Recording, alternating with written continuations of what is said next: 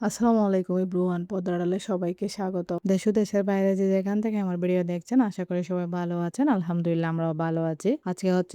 আজকের ভিডিওটা সকাল থেকেই শুরু করেছি। সকালে নাস্তা বানানো দিয়ে। আমি এখানে প্যানকেক বানানোর জন্য ব্যাটারটা রেডি করে রেখেছি আগে থেকে। তো এখন চুলায় ফ্রাই প্যান বসিয়ে দিয়েছি। ব্যাটারটা দিয়ে দিব।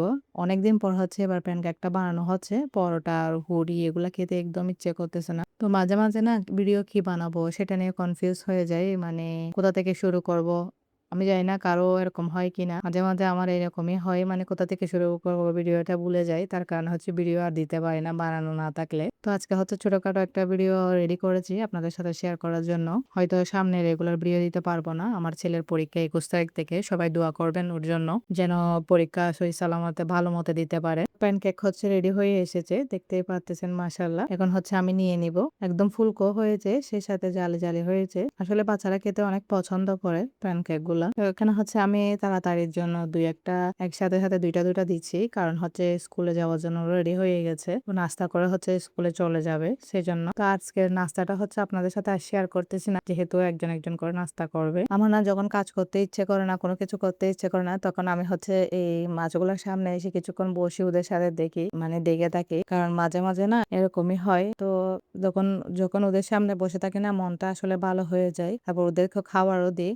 দিয়ে তারপর কিছুক্ষণ পর আবার কাজ শুরু করি। তো একটু বাইরে গিয়েছিলাম মাছ আনার জন্য। আসলে বাসায় কিছু ছিল না ফ্রিজে। তো বাজার করেছি এগুলা প্রায় শেষের দিকে, যেহেতু মাসের প্রায় ২০ তারিখ আজকে। তো এখানে আমি শোপা মাছ নিয়ে এসেছিলাম। তারপর কিছু চিংড়ি মাছ নিয়ে এসেছি।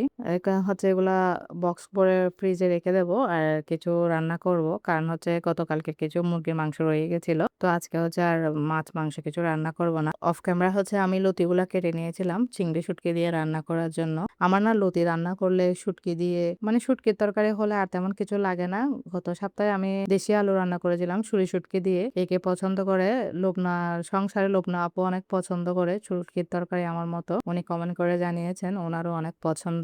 তো ঝটপট রান্না করে বাবুকে নিয়ে সেলুনে গিয়েছিলাম, যেহেতু বেশি গরম পড়তেছে। তো বাবুর চুলগুলা ফেলে দিচ্ছিলাম, একটু লম্বা হয়ে গেছিল। আজকের ভিডিওটা এইটুকুই। যদি ভালো লাগে একটা লাইক এবং সাবস্ক্রাইব করবেন, বেল বাটন অন করে রাখবেন। পরবর্তী ভিডিও দেওয়ার সাথে সাথে নোটিফিকেশন পৌঁছে যায়। ভালো থাকবেন, সুস্থ থাকবেন। আল্লাহ হাফেজ।